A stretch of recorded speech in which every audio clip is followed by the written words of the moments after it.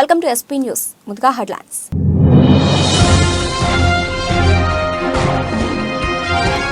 Albert Einstein college of medicine విద్యా సంస్థకు భారీ విరాళం, విద్యార్థుల ట్యూషన్ ఫీజు మాఫీ.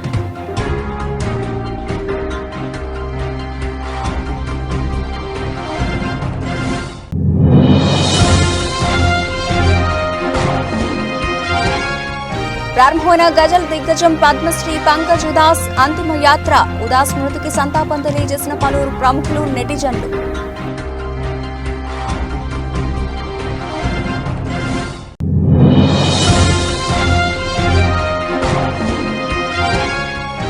ప్రధాని మోదీతో శభాష్ పెంచుకున్న జర్మన్ సంతతికి చెందిన సింగర్. తమిళనాడులోని పల్లడంలో మోదీని కలిసిన కాసాండ్రా మెస్పిట్మన్.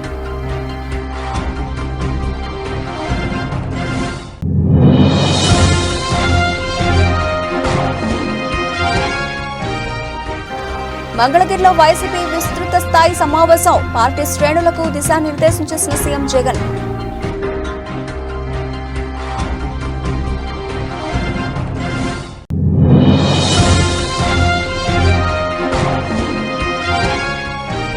బుగ్గపాడు గ్రామంలో అన్నపూర్ణ సహిత మోక్ష రుద్రేశ్వర స్వామి ప్రతిష్టా మహోత్సవ కార్యక్రమం. ముఖ్య అతిథిగా హాజరైన వ్యవసాయ శాఖ మంత్రి Tummala Nageswararao.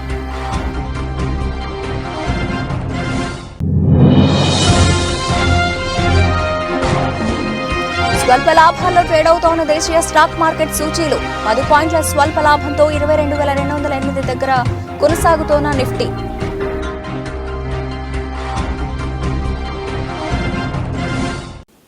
Right, details united యునైటెడ్ స్టేట్స్లోని Albert Einstein college of medicine విద్యా సంస్థకు భారీ విరాళం అందడంతో ఆ కాలేజీలో చదువుకుంటున్న విద్యార్థులందరికీ వార్షిక ట్యూషన్ ఫీజును మాఫీ చేస్తున్నట్లు ప్రకటించింది. ఈ కళాశాలకు అనుబంధ ఆసుపత్రి మోంటెఫియోర్ మెడికల్ సెంటర్ ఉన్నాయి.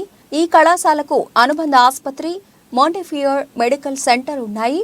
ఈ కాలేజీ యునైటెడ్ స్టేట్స్లోని వెనుకబడిన ప్రాంతంలో ఉంది. అధికారులు తెలిపిన వివరాల ప్రకారం ఈ ప్రాంతంలో ఆరోగ్య పరిస్థితులు అధ్వానంగా ఉన్నాయి.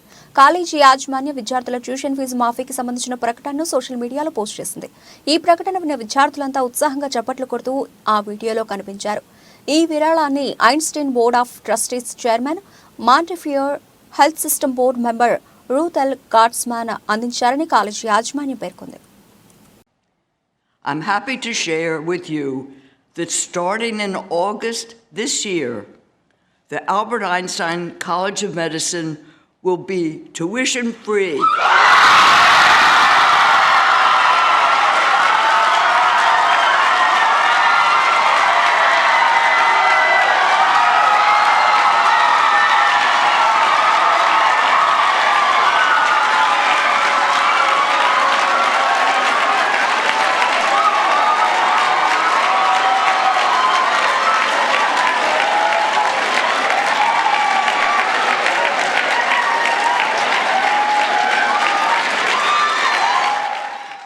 గజల్ దిగ్గజం పద్మశ్రీ పంకజ్ ఉదాస్ అంతిమయాత్ర ప్రారంభమైంది. మహారాష్ట్ర రాజధాని ముంబైలోని పంకజ్ నివాసం నుంచి ఆయన పార్థివ దేహాన్ని బయటకు తీశారు. పూలతో అలంకరించిన ఓ వాహనంపై తీసుకెళ్తున్న ఆయన పార్థివ దేహాన్ని కడసారి చూసేందుకు అభిమానులు తరలివచ్చారు.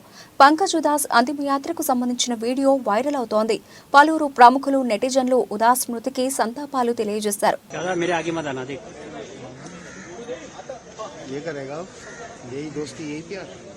आगे होता ना बस खाई की ना और पीछे जाओ नहीं बस भाई डायलॉग मारो पुराना वाला 2 मिनट रुक घर जाओ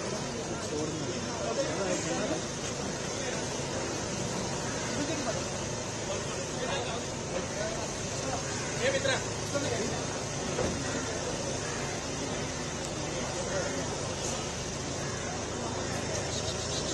दादा साइड दादा मोबाइल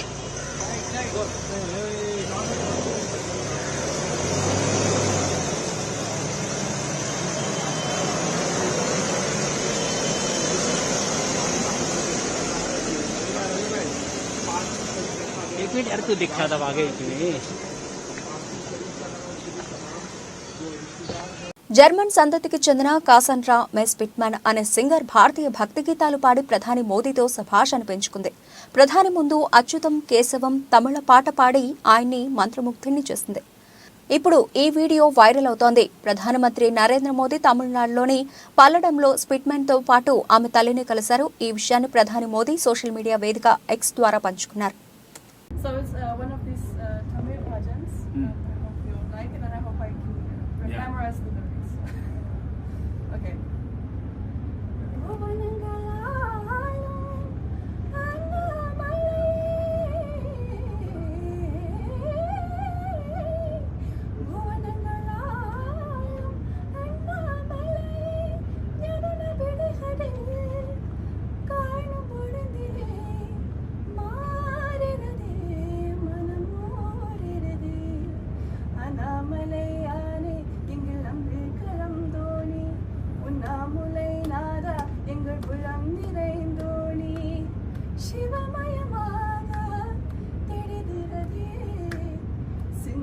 शिवयोगं वरहिरदे सिंदै शिवयोगं वरहिरदे.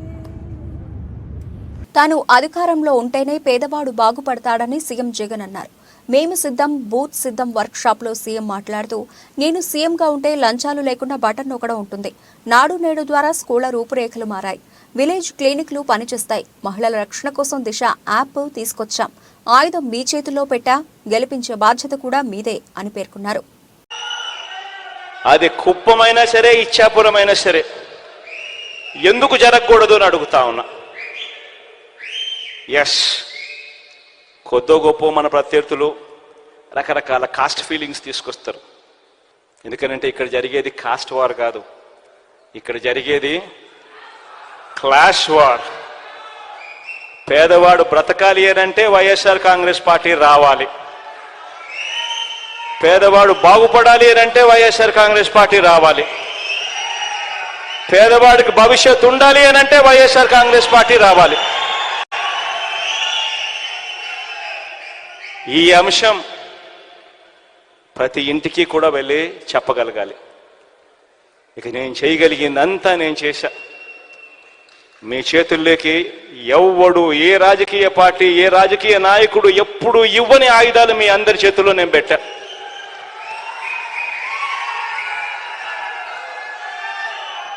ఇక ముందుకు తీసుకొని పోయి ఎన్నికల్లో గెలిచి రావాల్సిన బాధ్యత ఇక కేవలం మీ మీద, ఈ 45 రోజుల్లో మీరు చేసే ఆర్గనైజేషన్ స్ట్రెంగ్త్ మీద మాత్రమే ఆధారపడి ఉంది అని చెప్పి మాత్రం చెప్తా ఉన్నా. ప్రతి ఒక్కరూ కూడా రెట్టించిన ఉత్సాహంతో పోండి. మంచి చేశాం, మంచి చేసి ఓటు అడుగుతా ఉన్నామన్న ఒక గొప్ప సంతృప్తితో పోండి. పోయి ఈసారి మాత్రం, లాస్ట్ టైం నాకు 151 వచ్చాయి, లాస్ట్ టైం 22 ఎంపీలు వచ్చాయి. ఈసారి మాత్రం 175కు 175 రావాల్సిందే. ఆ దిశగానే అడుగులు పడాలి. మంత్రి అమర్నాథ్పై పాయకరావుపేట టీడీపీ అభ్యర్థి వంగలపూడి అనిత సంచలన వ్యాఖ్యలు చేశారు. దీనిపై తాజాగా మంత్రి అమర్నాథ్ స్పందించారు. సీఎం జగన్ ఆయన భార్య భారత్పై ఏమైనా తప్పుడు మాటలు మాట్లాడితే ఆమెను పరిగెత్తించి కొడదామంటూ మంత్రి అమర్నాథ్ వార్నింగ్ ఇచ్చారు. కాగా మంత్రి అమర్నాథ్ కు అనిత గుట్టు పగలగొట్టి వార్నింగ్ ఇచ్చిన విషయం తెలిసిందే.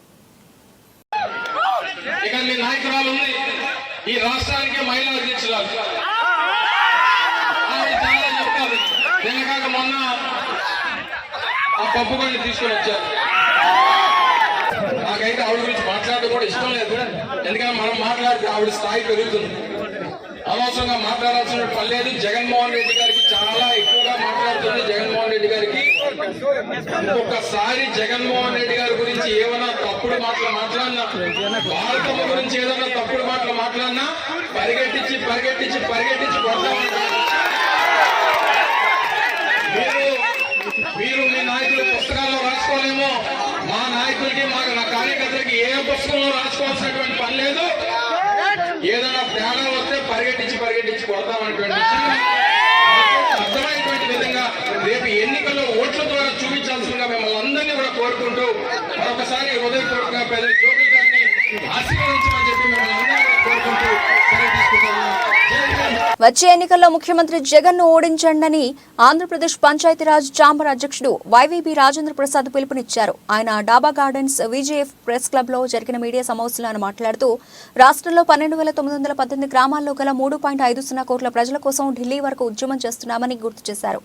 ప్రభుత్వం మొండి వైఖరి వీడడం లేదు. 16 న్యాయమైన డిమాండ్ల సాధనకు నిరసన కార్యక్రమాలు నిర్వహిస్తున్నామని, అన్ని జిల్లా కలెక్టర్ల కార్యాలయాల వద్ద నిరసన తెలియజేస్తున్నాము. అన్ని రాజకీయ పార్టీల ఎంపీటీసీ, జెడ్పీటీసీ, కౌన్సిలర్ల, కార్పొరేటర్ల ద్వారా అసెంబ్లీ, పార్లమెంట్ ఎన్నికల్లో వైసీపీ ఓటమి కోసం పిలుపునిచ్చాం. వైసీపీ ఓటమితోనే గ్రామాల అభివృద్ధి జరుగుతుందని ఈ సందర్భంగా పేర్కొన్నారు. ఎన్నికైనటువంటి మా సర్పంచుల్ని, ఎంపీటీసీలని, కౌన్సిలర్స్ని, కార్పొరేటర్స్ డమ్మీలను చేసి మా సర్పంచులకి, ఎంపీటీసీలకు ఉన్నటువంటి అధికారాలని తీసుకువెళ్ళి గ్రామ సచివాలయాలకి, వాలంటీర్లకి ఇవ్వటం ఎంతవరకు సమంజసం? మేము ముఖ్యమంత్రి గారిని ప్రశ్నిస్తున్నాం. ఇది రాజ్యాంగ వ్యతిరేకం కాదా? ఇది చట్ట వ్యతిరేకం కాదా? భారతదేశ రాజ్యాంగంలో 73, 74 రాజ్యాంగ సవరణ చట్టాల్లో ఆర్టికల్ 243G 11వ షెడ్యూల్లో. అందరికీ నమస్కారం అండి. గత 3 సంవత్సరాల నుంచి మేము రాజీ లేని పోరాటాలు చేస్తున్నాం, ఎన్నో ఉద్యమాలు చేస్తున్నాం. గల్లీ నుంచి ఢిల్లీ వరకు ఉద్యమాలు చేసుకొని నిరాహార దీక్షలు, అలాగే ఉద్యమాలు, ధర్నాలు ఎన్నో చేశాం. కానీ ఈ రాష్ట్ర ప్రభుత్వం నిమ్మకు నీరెత్తినట్టు స్పందించట్లేదు. దీనిలో భాగంగానే మేము మలిదశ ఉద్యమాన్ని స్టార్ట్ చేశాము. అందులో మొదటగా అసెంబ్లీ ముట్టడి చేశాం. దాన్ని దిగ్విజయంగా మేము పూర్తి చేశాం. ఇప్పటివరకు ఎక్కడ చరిత్రలో మన రాజధాని అమరావతిలో ఇప్పటివరకు ఎవరు అసెంబ్లీ ముట్టడి చేయలేదు. కానీ మొట్టమొదటిసారిగా మా సర్పంచ్లో ఎంత ఐక్యతతో వెళ్ళామంటే మా యొక్క విశాఖ జిల్లా కాపునాడు ఆధ్వర్యంలో కాపు ఉద్యమ జేఏసీ రౌండ్ టేబుల్ సమావేశం మేఘాలయ హోటల్లో జరిగింది. ఈ సందర్భంగా జేఏసీ ఆధ్వర్యంలో మీడియా సమావేశం జరిగింది. కాపునాడు విశాఖ జిల్లా అధ్యక్షుడు తోట రాజీవ్ మాట్లాడుతూ కాపు ఉద్యమ జేఏసీ 2015 నుంచి కాపుల సంక్షేమం కోసం పాటుపడుతోందని గుర్తు చేశారు. జాతీయ స్థాయిలో ముద్రగడ నాయకత్వంలో జైలుకు వెళ్లి స్టేషన్లలో పడిగాపులు కాసిన నేతలు ఉన్నారు. చిత్తశుద్ధితో పోరాటం చేసి వెనక్కు చూస్తే బాధ మిగులుతోంది. కాపులకు ప్రభుత్వ భరోసా లేదు. బీసీ జాబితాలో చేర్పిస్తే మేలు జరుగుతుంది. తమ పోరాటంలో 80% సక్సెస్ అయ్యామని సందర్భంగా పేర్కొన్నారు. ఈ రకంగా జరిగిన పరిణామాలు, ఉద్యమం ద్వారా సాధించుకున్న ఫలితాలు మళ్ళీ వచ్చిన ప్రభుత్వం వల్ల మళ్ళీ సేమ్ రిపీట్ అయింది. గౌరవ ముఖ్యమంత్రి గారు జగన్మోహన్ రెడ్డి గారు నేను అధికారంలోకి వచ్చినట్టునే వేటా 1000 కోట్లు కాదు 2000 కోట్లు ఇస్తాను, 5 సంవత్సరాల్లో 10,000 కోట్లు ఇస్తానని చెప్పేసి వారు చెప్పడం జరిగింది. చాలా సంతోషపడ్డారు. 10,000 కోట్లు వస్తున్నప్పుడు సహజంగా సంతోషం వస్తుంది. కానీ దురదృష్టం 5 సంవత్సరాల పరిణామం అయిపోయింది. 10,000 కోట్లు కాదు, నాకు 30,000 కోట్లు ఇచ్చేవని చెప్తున్నారు నాయకులు.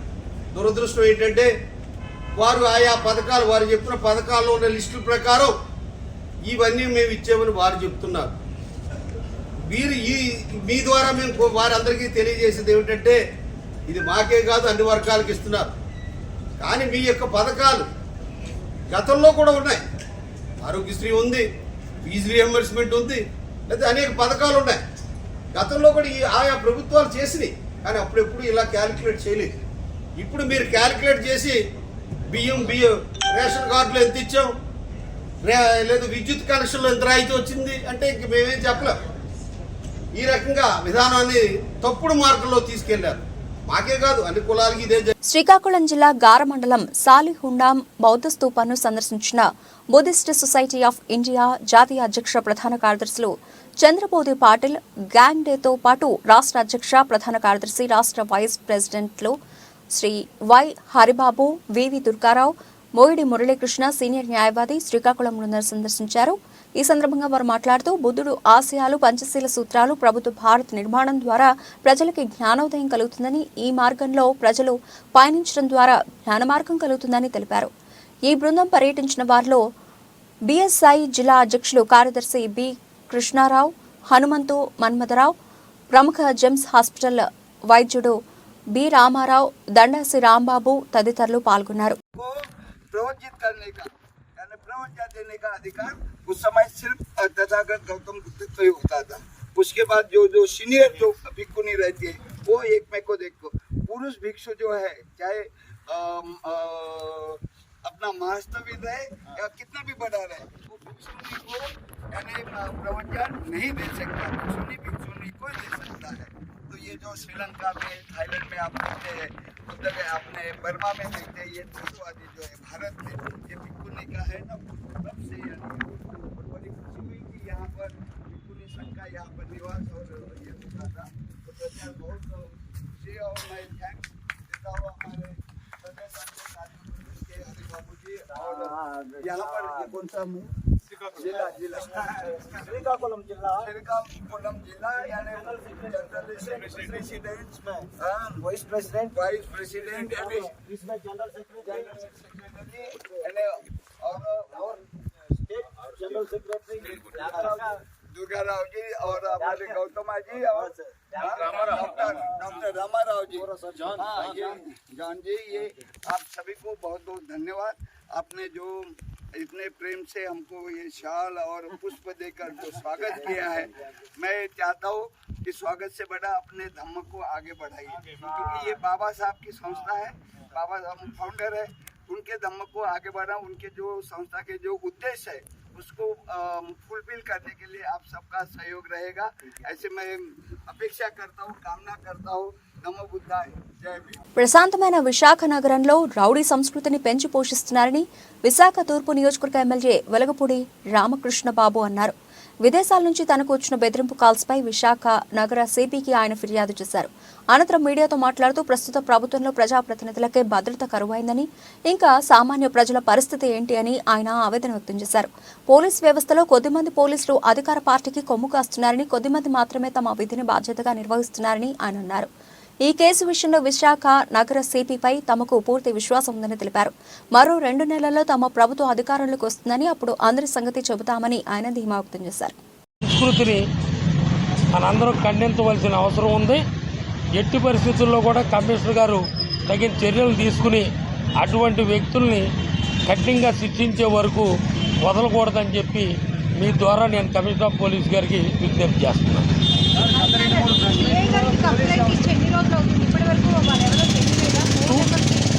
2 days అయిందమ్మా, అందుకే మళ్ళీ కమిషనర్ గారి దృష్టికి తీసుకొచ్చాము.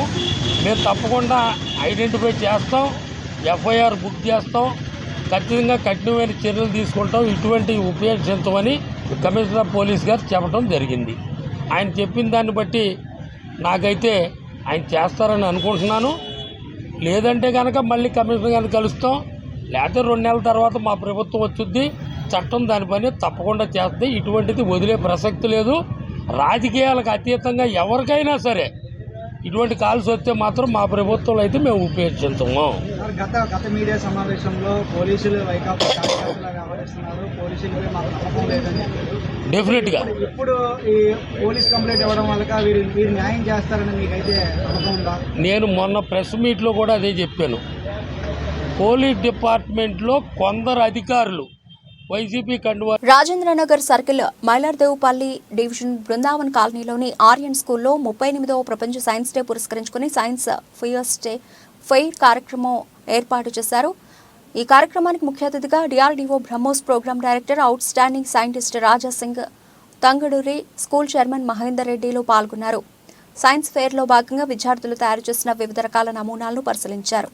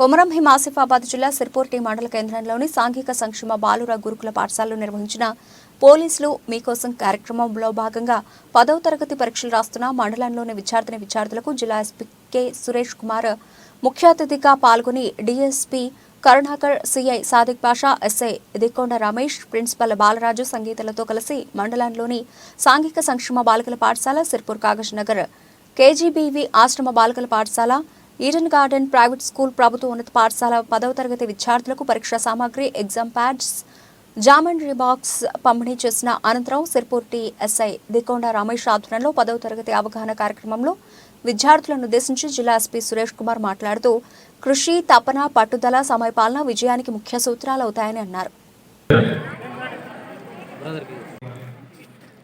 ఎగ్జామ్ని ఎట్లా పర్ఫెక్ట్గా డీల్ చేయాలి అనే విషయాల్ని వివరించిన డిపార్ట్మెంట్ ఆధ్వర్యంలో ఏర్పాటు చేసిన ఈ కార్యక్రమానికి అంటే మా DSP Kagaznagar, CI Kouthala, SI Sirpur T, principal of social welfare boys, principal of social welfare Kagaznagar girls Sangeetha గారికి, మోటివేషనల్ స్పీకర్ రాజు యాదవ్ గారికి, ఇతర హెచ్ఎంస్ అందరికీ, పాత్రికేయ మిత్రులకు, మా పోలీస్ స్టాఫ్కి, ఈ ముఖ్యంగా ఈరోజు ఈ కార్యక్రమానికి కర్మ కర్త క్రియ, ఈ కార్యక్రమానికి సెంటర్ పాయింట్ పిల్లలందరికీ నేను వచ్చే 20-25 నిమిషాల పాటు నేను కూడా మీ స్థాయి నుంచి ఇంకా మీరైనా కుర్చీలో కూర్చున్నారు, ఒక మండల కేంద్రంలో ఉన్నారు, ఒక కుగ్రామం, ఒక చాలా మారుమూల వెనకబడ్డ ప్రాంతం నుంచి వచ్చి మీలాగే 10th క్లాస్ ఎగ్జామ్స్ రాసి, నేను 10th క్లాస్ ఎగ్జామ్స్ రాసినప్పుడు ఊరు మాది, 10th క్లాస్ మీలాగే ఎగ్జామ్స్ రాసి ఇంటర్మీడియట్ ఐపీఎస్ అయిన అనుభవంతో నా అనుభవం మీకు కూడా ఎంతో కొంత ఉపయోగపడాలి, మీలో కొందరైనా అందరూ ఒక 10 మార్కులైనా మీకు రావాల్సిన మార్కుల కంటే ఎక్కువగా వచ్చేటట్టు చేయగలిగితే నా అనుభవానికి సార్థకత అనే ఉద్దేశంతో ఈ కార్యక్రమానికి నేను రావడం జరిగింది.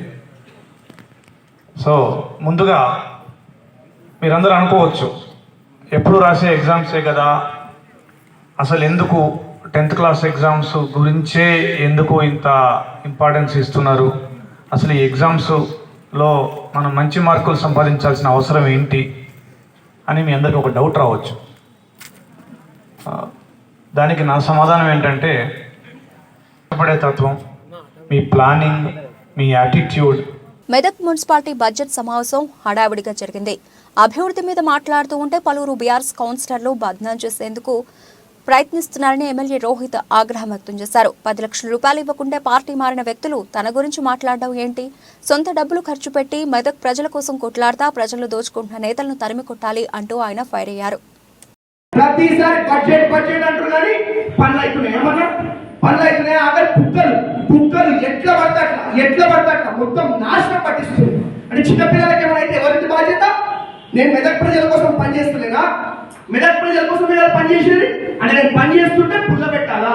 మైనంపల్లి రోహిత్కి మంచి పేరు వస్తే మేము సహించము.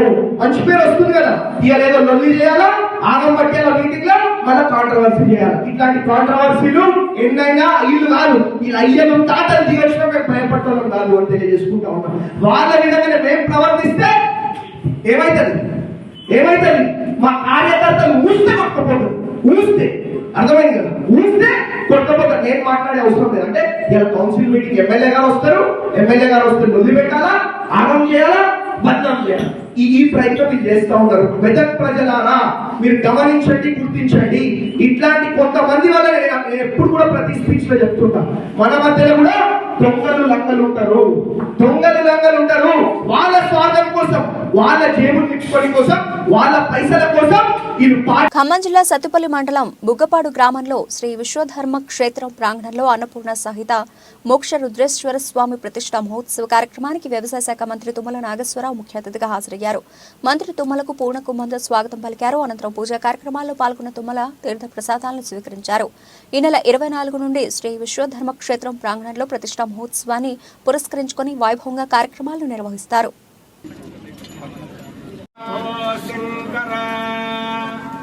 ఓం ఈశాన సర్వ విద్యానామీశ్వర సర్వ ఏ భూతాని సమకృణ్వన్నివారే నిరాలయైదం జజానాన్య శ్లోకవంతరం భవామి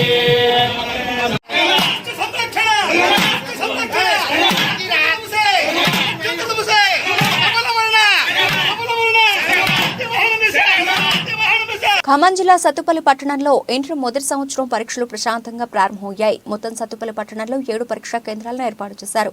7 పరీక్షా కేంద్రాల్లో 1664 మంది ప్రథమ సంవత్సరం విద్యార్థులు పరీక్షకు హాజరు కానున్నారు. ఉదయం 9 గంటలకు ప్రారంభమైన పరీక్ష 12 గంటలకు ముగుస్తుంది. విద్యార్థుల సౌకర్యార్థం పరీక్షా కేంద్రాల వద్ద అధికారులు ఏర్పాటు చేశారు. మరోవైపు ఎలాంటి అవాంఛనీయ సంఘటనలు జరగకుండా పోలీసులు పరీక్షా కేంద్రాల వద్ద బందోబస్తు ఏర్పాటు చేశారు.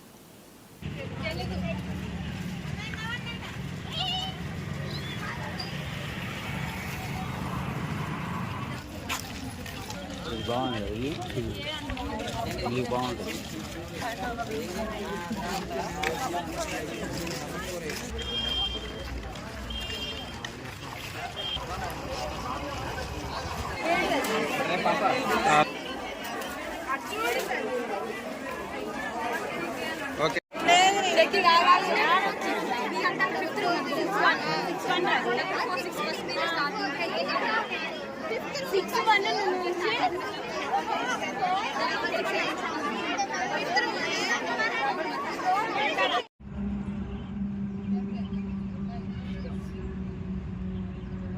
దేశీయ స్టాక్ మార్కెట్ సూచీలు బుధవారం స్వల్ప లాభాల్లో ట్రేడ్ అవుతున్నాయి.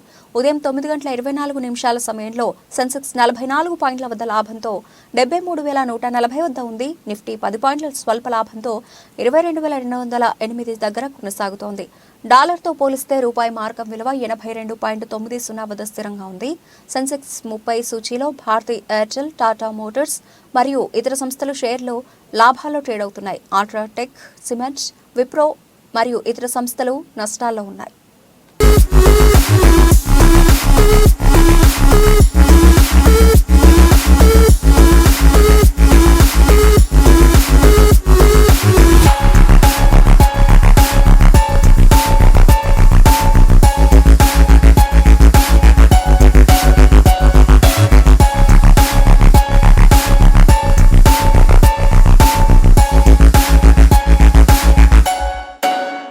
బులెటిన్ ముగించే ముందు హెడ్లైన్స్ మరోసారి.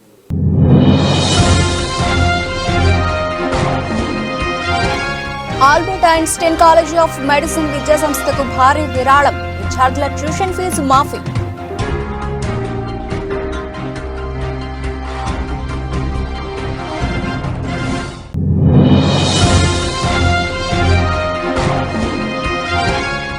ప్రారంభమైన గజల్ దిగ్గజం పద్మశ్రీ పంకజ్ ఉదాస్ అంతిమ యాత్ర. ఉదాస్ మృతికి సంతాపం తెలియజేసిన పలువురు ప్రముఖులు, నెటిజన్లు.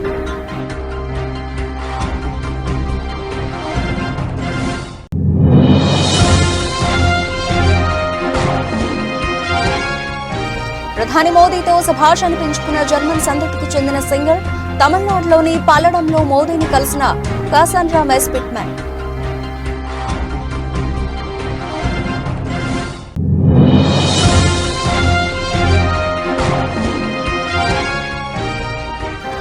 మంగళగిరిలో వైసీపీ విస్తృత స్థాయి సమావేశం. పార్టీ శ్రేణులకు దిశానిర్దేశం చేసిన సీఎం జగన్.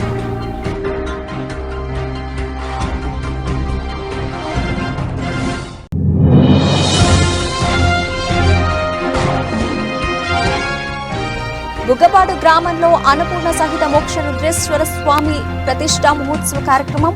ముఖ్య అతిథిగా హాజరైన వ్యవసాయ శాఖ మంత్రి తుమ్మల నాగేశ్వరరావు.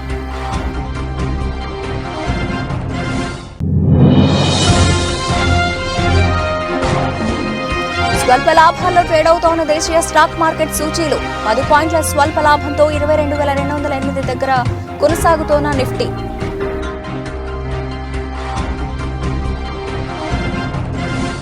ఇవి ఇప్పటివరకు నిలిచిన అప్డేట్స్. మరిన్ని అప్డేట్స్తో మళ్ళీ కలుద్దాం. అంతవరకు సెలవు. నమస్తే.